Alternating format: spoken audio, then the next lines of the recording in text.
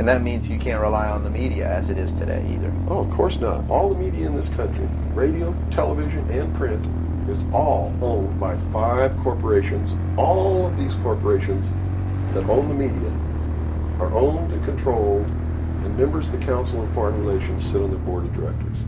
Remember, if you go down and you trace the ownership of a station or a newspaper, and you get to a corporation, remember that somebody owns that corporation, and it's usually another corporation.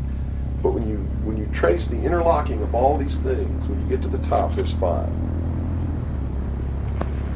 And all journalists know that there's some things you don't write about and you don't talk about because you'll lose your job.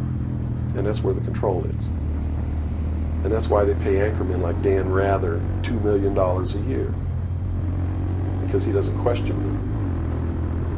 He knows that if he goes against them, he's going to lose $2 million a year. Do you think a man that looks pretty and sits in front of a TV camera for the 6 o'clock news is worth $2 million a year? No way. I don't care how long he works, and I don't care what he does. There is no job worth $2 million a year.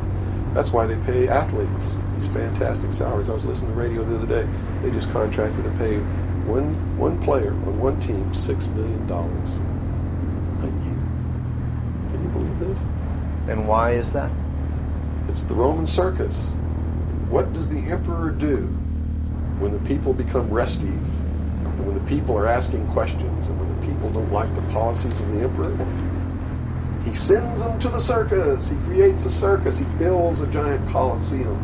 Then he begins to throw the Christians to the lions. And he has great chariot races and football games and basketball games, all to keep the idiots preoccupied with things that don't mean anything in the scheme of the entire world, so that they don't have the time to learn what the truth is, so they don't ever get smart enough to learn how they're being manipulated, so they don't ever question the emperor.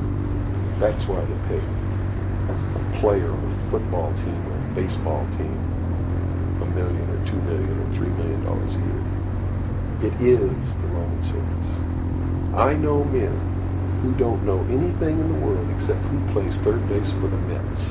And they think that's a great accomplishment.